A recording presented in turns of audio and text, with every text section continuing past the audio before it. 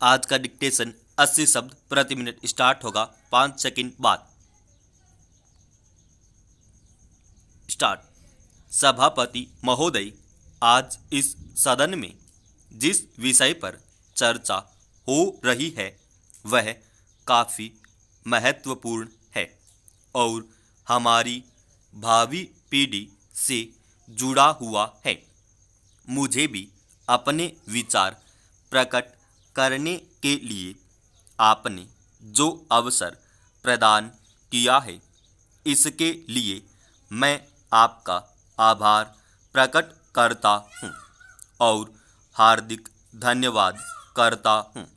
शिक्षा जैसे विषय पर बहुत कुछ कहा जा सकता है, चूँकि मेरे हिस्से में बहुत कम समय आया है और मुझसे पूर्व कई माननीय सदस्य भी इस पर अपने विचार प्रकट कर चुके हैं। इसलिए मैं कम से कम समय में इस संबंध में अपना मत प्रकट करने का प्रयत्न करूँगा। अपने पूर्व प्रवक्ताओं की भांति मैं भी इस बात से पूर्ण रूप से सहमत हूँ कि शिक्षा प्रणाली में बुनियादी परिवर्तन की आवश्यकता है। मैं समझता हूँ कि कई वर्षों से शिक्षा प्रणाली में परिवर्तन नहीं किया गया है। देश की परिस्थितियों के अनुसार शिक्षा प्रणाली बनाई जाती है। आज की शिक्षा प्रणाली पुरानी परिस्थितियों के अनुसार निर्धारित की गई थी, जो आज के समय के अनुसार ठीक नहीं है। आज देश को प्रगति की ओर ले जाने के लिए जिन साधनों की जरूरत है उन्हीं के अनुसार शिक्षा प्रणाली बनाई जानी चाहिए।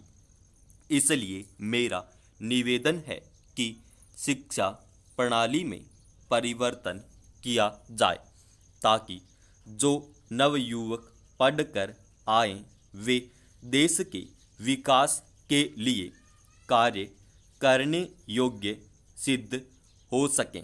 यह सभी जानते हैं कि जो विद्यार्थी शिक्षा ग्रहण कर रहे हैं भविष्य में उन्हीं के ऊपर देश का भार पड़ना है।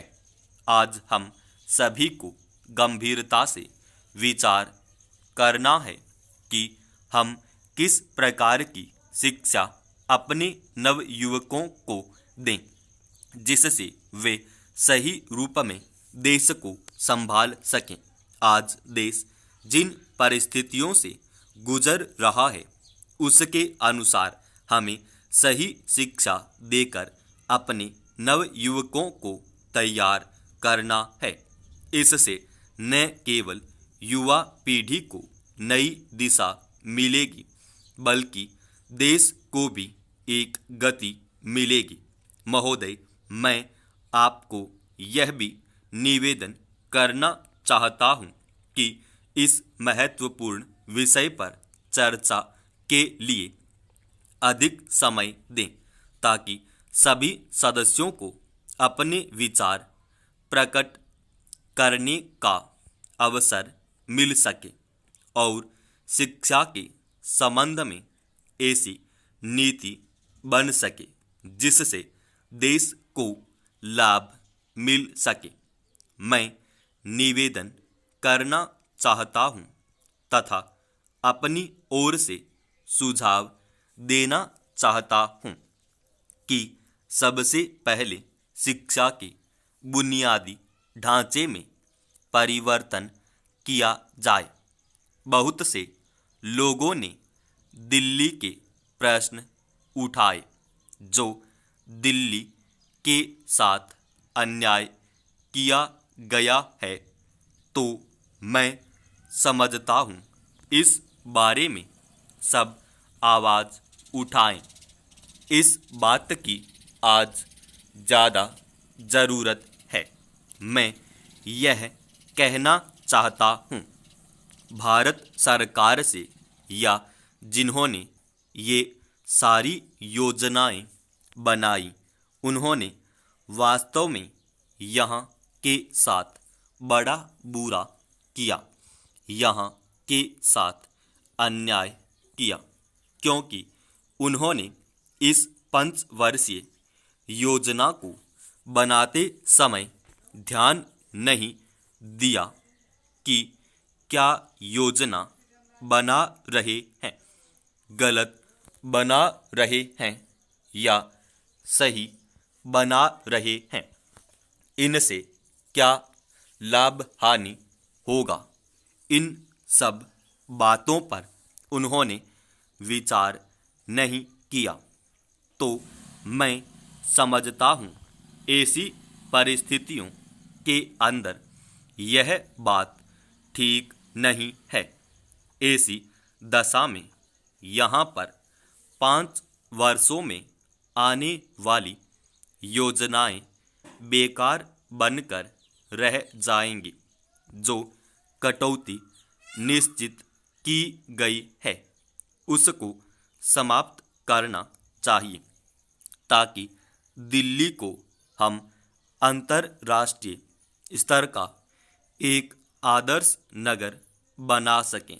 यह बहुत ही आवश्यक है यदि हम इस स्थान की उन्नति चाहते हैं। इसलिए अब मैं अपना कथन इन शब्दों के साथ ही समाप्त करता हूँ। अध्यक्ष महोदय, कुछ चीज़ें की जा सकती हैं, उसके अंदर आज भी कितना खर्च है यह तय नहीं किया गया। केवल कटौती ही निश्चित कुल की गई है। शुरू में मैं यह कहना चाहता हूँ कि यहाँ पर कुछ सदस्यों ने जो यह प्रश्न उठाया था कि इस 5 वर्षीय योजना का आशय कुछ सरकारी पक्ष से भी बताया है, इसके अंदर कमियां हैं और बहुत सी कमियां हैं। समाप्त।